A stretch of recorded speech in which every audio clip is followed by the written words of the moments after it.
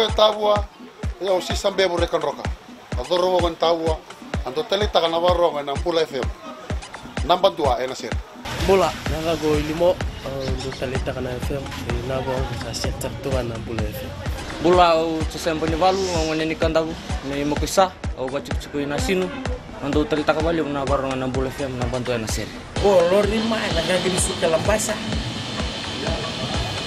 to do tele taka na Bula FM number 2 na ser Bula FM number 2 en seri.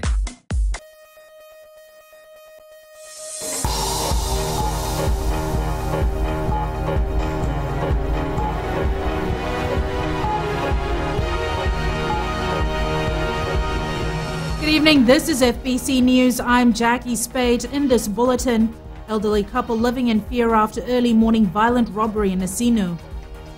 6 Asian nationals appear in court for alleged ATM skimming. And draft document released from climate change conference in Paris, France.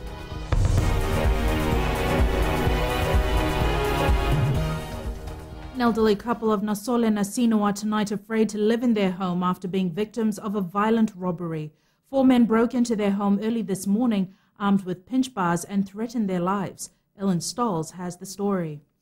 The men used pinch bars to break open the back door. Once inside, they headed to the couple's bedroom, where they put knives to their throats and threatened their lives. 73-year-old Inder Singh and his wife, Sashi Latta, told FBC News that one of the men kept watch in the bedroom, repeatedly beating them if they spoke, while 3 others ransacked their home. Half an hour they loot at, whatever they want. They empty all the handbag and the bag and they put everything. We get chocolate, lolly, Vodafone, my watch, even my shoes. So everything they take it. All of our clothes they took it. Nothing left in the house. No money, nothing left in the house. Injuries were visible on Singh's arm and legs from the beating. He says the men also gagged his mouth with newspaper. Sashi Latta has a swollen hand from when jewelry was forcefully pulled from her arm. The couple had just flown in from the United States on Thursday. Now they regret coming back to what has been their home for more than 45 years. Yeah, we don't want to stay in Fiji. No more. I got nothing now. We are frightened to stay here. The matter has been reported to the police and an investigation is now underway. Police spokesperson Anna Naisoro says they're trying to piece together what happened. The couple were also taken for medical examination today. Ellen Stolz, FBC News. 6 Chinese nationals appeared at the Lautoka Magistrates Court this afternoon, charged for allegedly stealing money from automated teller machines or ATMs in Lautoka. San Linzia, Zhang Baozia, Liu Jingling, Zhong Chenhua, Wei Jiangliu and Yan Yan Yang appeared before Magistrate Raramasi Salakumbo. Police prosecutor ASP Anil Prasad told the court that 384 ATM cards were recovered from the men when they were arrested. Police also recovered over $22,000. The men have been remanded until December 24th while an interpreter is found. The men have been ordered to surrender their passports to court. There are 3 major contentions at the COP21 climate change meeting in Paris, France. Leaders are unable to agree on critical areas which, in the lead-up to the meeting, had caused disagreements between parties to COP21.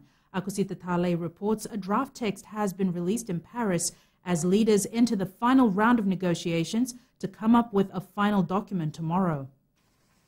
A draft outcome which is likely to form the foundation of the climate change agreement has been released. The 29-page document reflects the negotiations held over 2 weeks, but disagreements still need to be sorted out by more than 200 world leaders. An area of contention is who between developed and developing countries should carry the burden to do more in fighting climate change.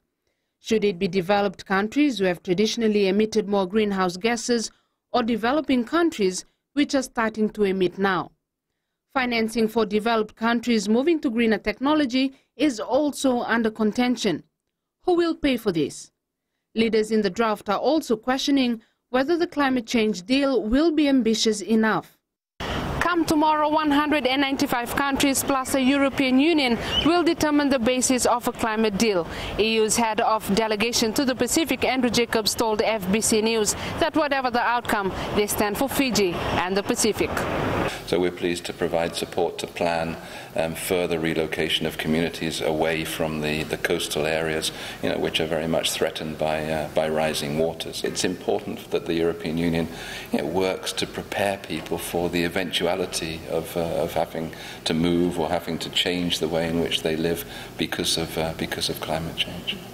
The EU hopes that more than 200 countries will agree to a final climate agreement deal when the COP21 meeting ends in Paris tomorrow. I really feel that there is political momentum now, unprecedented. This has really not been seen, I think, in meetings in the past. There is real momentum to get a good and comprehensive, legally binding agreement at the end of these discussions. It's a long process, and the European Union is working very well with Fiji and with the other Pacific countries. Jacobs adds that grants will continue to be available, particularly for adaptation and mitigation measures in the most vulnerable areas. Akusita Tale, FBC News. Akusita joins us live with more details. Ako, we understand this draft copy was reduced from 40-something pages to what is exactly now 29 pages. Is this a good sign? As of now, it's too early to tell. However, more than 200 leaders from around the world will be burning the midnight oil, working to iron out their differences over a draft text of the COP21 agreement that stops dangerous global warming.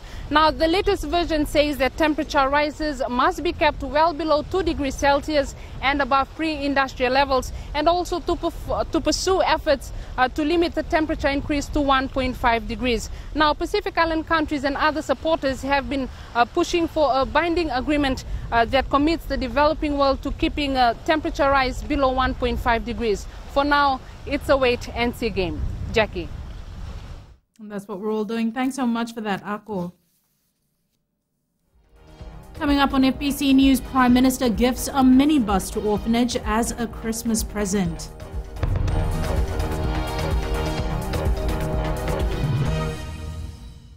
Hi, my name is Edred and I'm from Nandi and I love Mirchi FM. Hi, my name is Sonny from Canberra. I love listening Mirchi FM online. मैं हूँ उर्मिला देवी आसियासी तावा से जितेन शांडिल को और अश्निल को तावा में lock कर दिया जाए. हम लोग यहाँ से तो कमें Mirchi FM सुनता है. Mirchi FM is hot. I'm Shelly in Tanga Nursery. Mirchi music simply bindas in nursery. मैं अशफाक बालू से Mirchi FM मेरे नस नस में. Mirchi FM, it's hot.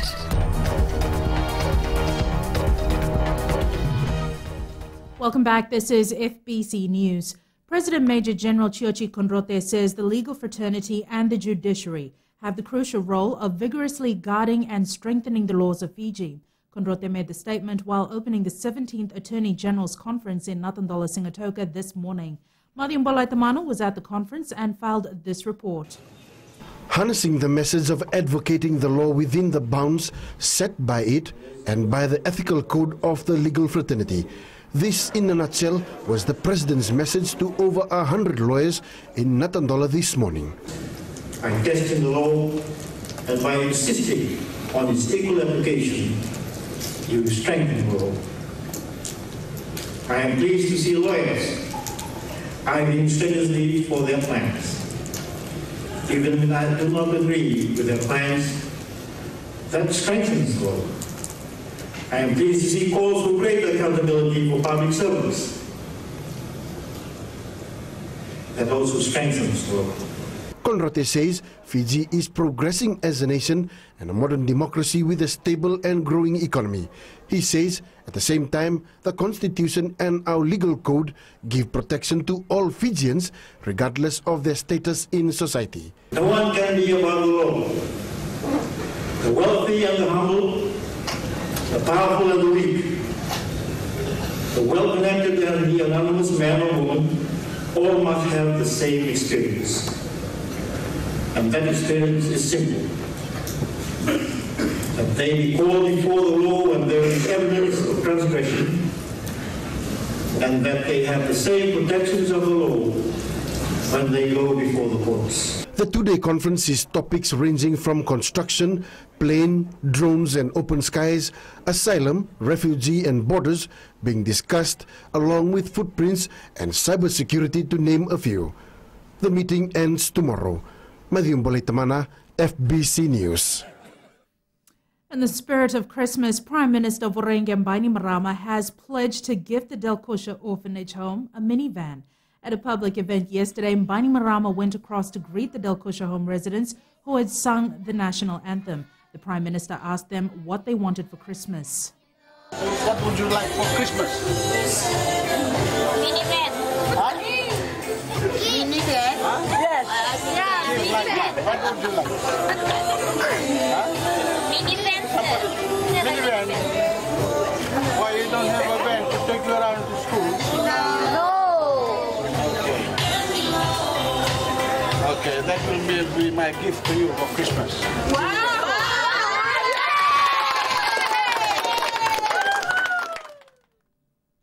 Bainimarama has told officials to have the minibus delivered by Christmas.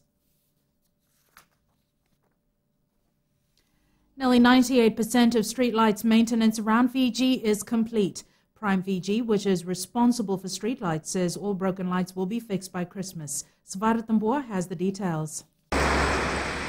Prime Fiji, which has a streetlight maintenance contract with Fiji Roads Authority, started an accelerated streetlight program to fix around 1,100 lights.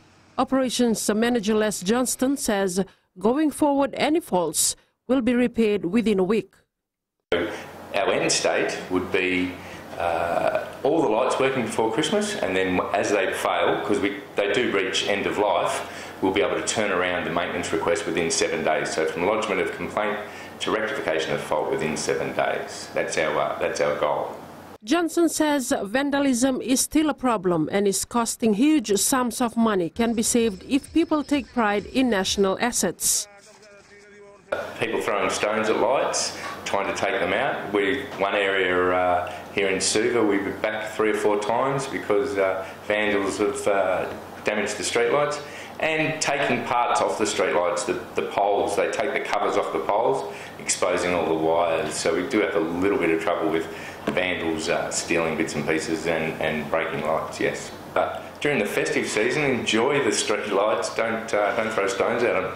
Having enough fully functioning streetlights is expected to improve safety for pedestrians and motorists alike. $100 million was provided by the government to fix streetlights in 2015. Savaira Tambua, FBC News. A young girl and her mother are recovering in hospital after being hit by a bus late last night. Police Director Traffic SSP Mahesh Mishra says the incident happened at a busy intersection in 9 miles Nausori and is still under investigation. SSP Mishra is advising motorists to be more vigilant given the heavy traffic during this holiday period. He adds pedestrians need to be careful while crossing and ensure that the road is clear. The national road death toll stands at 61 compared to 49 for the same period last year. A newly introduced local television show has already got season 2 in the works. Spice of Life, which plays on FBC TV, has gained popularity in less than a month of airtime. People behind Spice of Life have started work on scripting the next season for the local comedy show. The head of Film and Television Department at Fiji National University, Arun Chakravarti, responsible for story, screenplay and direction, says the new series won't be much different from what people are already watching on FBC TV. What I try to prove that, such kind of things, local stuff, is possible. So, and seeing the response of the people, and I am very, very hopeful that, more people will join in so that we can have one television industry to start with, and maybe it will grow into a feature film industry in the near future. The series is produced by Amol Lal Productions and consists of local actors and actresses, a purely fun-filled show which plays on Fijian humor. FBC News asked some viewers what they think of Spice of Life, which has been airing since November 26th. It's funny. and it's entertaining. I like it. It's more likely that we should encourage more shows to come in and seasons will be there. Yes, I like it. Yes, it's really interesting. A really nice program. I love enjoy it. And I think FBC is doing something better for the people of Fiji. The local production has been commended for promoting local talent in filmmaking as well as creating employment opportunities. Farzana Nisha, FBC News. Sports is up next. Here's Jamie with the latest. Good Jackie, and good evening. In sports tonight, FRU launches Elite Player Pathway Program. And Napoleon Taumoe Piao raring to take his first shot at heavyweight title. We'll have these stories and more after the break.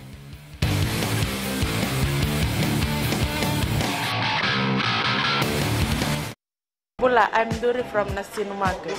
My choice is simple, Gold FM. Only the classic hits. My name is Yvonne. I'm from Nandi. I love Gold FM, only the classic hits. Sayandra, my name is Sunny. Only the Gold FM at Golden Point Resort, Raki Raki. Hi, I'm Anna of Nasinu.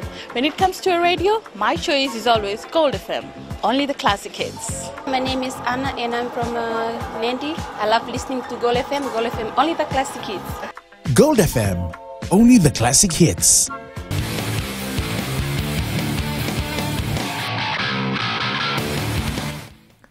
"29 junior players were inducted into the Elite Player Pathway Program launched by the Fiji Rugby Union in Suva today.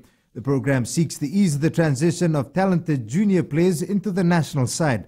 Talenda Dakadaka has more. These young players are the first inductees into the high performance program for elite players. The pathway focuses on long-term player development. So with long-term player development, not only focusing on the aspects of rugby itself, but we make sure that our athletes, our players are also are covered through off-field education. The youngsters have been handpicked from the national men's and women's age grade teams to start their journey to be groomed into professional players. I have no doubt that this program will help us. I find it very interesting, and I am willing to do the hard yards. Former All Blacks Sevens rep Josh Blackie, now with the Pacific Islands Players Association, is pleased with the opportunities in store for youngsters. Important the right supports around them, and I think the structure around the program and what Fiji Rugby are doing to support it is it's going to maximise the investment they're making in it. Even World Rugby is on board with the initiative and hopes countries around the region develop similar programs. They've never come through specific academies. They've never come through specific academies such as this, which have all these other things associated with it to make them better people and better players, and the values of rugby. And this group will just add more value for money to the top level of the game when they get there, and they will. This new venture from FRU will be a boost for every young player in the country looking to make a career out of rugby. Talendo Takavaka, FBC Sports. Boyd Killingworth is one of two debutants for the Australian team at this weekend's Cape Town Sevens. The 23-year-old capping a rapid rise after being scouted back in March this year. The Cape Town Sevens kicks off tomorrow with the Vodafone Fiji Sevens side taking on Scotland in its opening pool match at 9:59 p.m. You can watch the entire tournament live on FBC TV. The German rugby side will be among the 4 overseas teams that will compete at the Bailey's Coral Coast Sevens next year in Singatoka. This was revealed last night after Telecom Fiji Limited signed on as one of the major sponsors for the competition. 15 teams are already confirmed for the tournament, with the final spot to be determined by the winner of the Westfield Sevens in Nandi next Saturday. They're all locked and loaded, ready to go. That includes the Australian Thunderbolts, who are coming over here as the Central Coast champions. We've also welcomed in Samoa, the national team, Tonga, and obviously all the best teams from around Fiji, and also some teams from the national team from Germany will be joining us. So they're coming a long way. The 2016 Bailey's Fiji Coral Coast Sevens will be played from the 14th to the 16th of January at the upgraded Lawanga Park in Singatoka. Tongan fighter Napoleon Taumoepeau has his eyes set on snatching the Fiji heavyweight title when he takes on defending champion Peterongida tomorrow. This will be the first time the two fighters will meet in the ring, and Taumoepeau is determined to make full use of the opportunity. Josephine Vola reports. Hundreds flocked to the main street of Nadi town to witness the weighing-in of the boxers who face off at the Wild West boxing promotion tomorrow. Weighing in at 100.9 kg, Napoleon Taumoepeau is keen to touch gloves with Peterongida. I've been preparing for this fight for more than 8 weeks now. So I've never stopped training since my last fight, which was only 2 months ago, I think. The Tongan warrior is not underestimating his opponent. I expect him to come out sharp. He's a good fighter. He's got nice size. He looks serious. You know, I've known Peterongida for a while. I watch his style. It's going to be a good fight. Out to defend his title, Peterongida refuses to give any comments before the fight. I can't say anything because only time will tell. The Wild West boxing promotion will be held at the Prince Charles Park in Nadi, with the main bout expected at 7 p.m. Josephine Vula, FBC Sports. Defender Colinio Sivoki has pulled out from the Vodafone Fiji Under-23 football side preparing for the tour of Spain next month. Sivoki has opted to join the Fiji Military Forces training camp, forsaking his place in the national team. The Lautoka defender will miss the tour of Spain but will be available for selection to the Olympic Games. He's still available for the Olympics and for the other tours that we'll have coming up, so it's a little bit disappointing, but you know, some of the boys do have a life outside of football, so it's not such a bad one for him to miss this time. The team breaks camp on the 20th of this month and leaves for Spain on the 13th of next month. The side is using the Spanish tour as a build-up to the Rio Olympic Games in August next year. The Auckland City football side has been bundled out in the first round of the FIFA Club World Cup underway in Japan. After a sensational third-place finish at last year's Club World Cup in Morocco, Oceania's representatives fell at the first hurdle this year by losing 2-0 to Japanese champions Fris Hiroshima. The win has secured the Japanese side a place in the quarterfinals. That was your sports for this evening. It's back to Jackie now with business.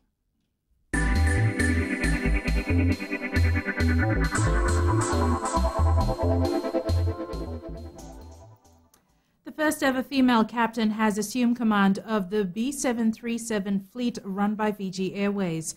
Meet Captain Selai Salmi, who creates history by becoming the first woman to obtain the rank of captain for the national airline. Aviation is in her blood. Her late father, Captain Nathaniel Salmi, was a Boeing 737 check and training captain for Fiji Airways. Salmi is captain on the B737. She joined Fiji Airways in March 2007, moving from first officer on the Boeing 737 and second officer on the Boeing 767. It feels very satisfying. It comes with a great deal of responsibility, also rewarding and at the same time. You know, I have so many people to thank, and just with everyone who's been happy for me as well. I'm just really touched. Her appointment paves the way for more women to join what is a male-dominated aviation industry. Damota City Centre, cinema and shopping complex in Suva, marks its second anniversary today. Damota Brothers director Div Damota says they have worked hard to turn the project into a reality, and plans are to extend the car park to ensure for customer convenience. Consultants are already working on a development plan. The business is business, and that it is never easy. We have to work hard day in, day out to make our business succeed. From our side, we have all the challenges as well, especially the car park issue. The company has cinemas in Lautoka, Nadi, Suva, and is currently working on a new complex in Lambasa.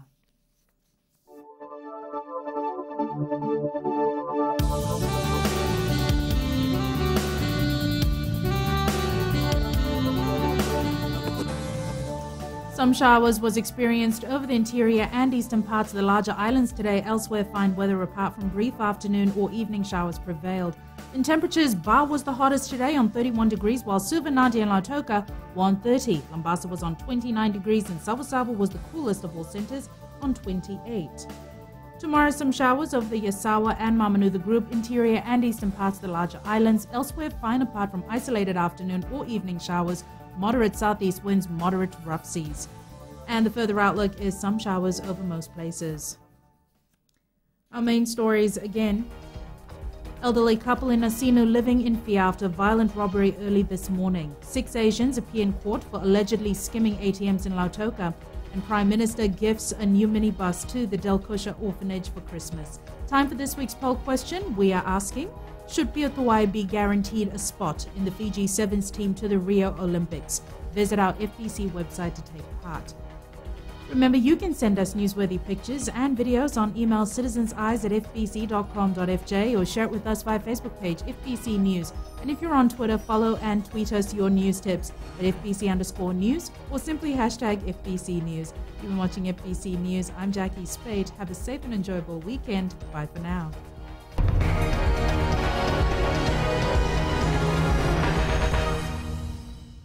Hi, my name's Liviana Valentine. I'm from Nandi and Today FM rocks. My name is Ateva. I work at Golden Point Resort. I love listening to Today FM. Today FM rocks. My name is Krish. I'm from Tava. I like listening to Big Breakfast. Today FM rocks. I'm Juliana. I'm from Lautoka and I like listening to Today FM. Hi, my name is Shelly. I live in Arere. Today FM rocks my grog and lollipop. Bula, my name is So. I'm from Navua. I like listening to Today's FM. Bula, my name is Asilika from Raki Raki and Today FM rocks with my flip-flops. Today's hit music on Today FM.